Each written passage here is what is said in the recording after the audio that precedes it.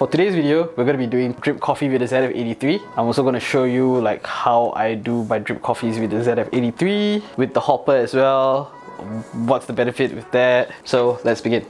Right now it's on screensaver mode. If I touch the screen, it's touch screen by the way. I get my grind setting over here. So for 18 grams, I've already set aside like 3.1. For the scale over here, I've put it at 55. Now what I'm going to do is, before I start grinding, of course I gotta release the hatch. If I release the hatch, then the beans will fall through. If not, there's not going to be any beans in the chamber, or if there are some beans in the chamber, you may not know how much it is. You might come up short. We don't want that, especially since this is a grind by time based grinder, so we don't end up affecting the recipe by getting the wrong measurements.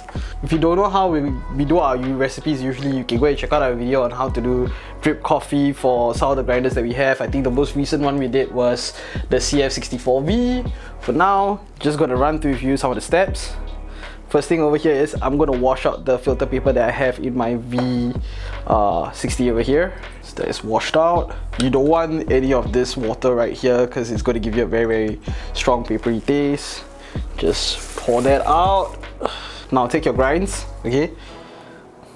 The recipe that I'm using is 18 grams, 300 grams of coffee, okay? Put it on my scale over here. The scale comes with a timer, which is great. Then I'm going to start pouring. So for the first 45 seconds, I'm going to pour up to 60 grams. So I'm going to do it in 5, so 60, 60, 60, 60, all the way until I get 300. And it'll be an interval of like 10 seconds. After every 10 seconds, then I'll pour another 60. This should get me roughly about 300 grams after like 3 to 4 minutes, depending on the quality of the grains over here. So right now, the grinds look like this. Okay, here's a close-up. And I'm going to start my timer. And I'm going to start pouring. 45 seconds, 60 grams. Slightly over, but just agitate it a little bit. Okay. And it's slightly over by 10 grams. We're going to let this sit for 45 seconds. Now it's 120. Okay. So I start from the center and I go towards the side so that it's a little bit even. Then I do 240 in 3, 2, 1. Okay. And gonna do my last 60. So all the way to 300. There you go.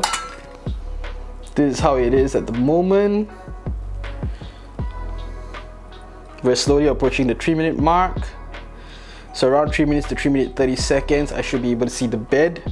That is my flat bed.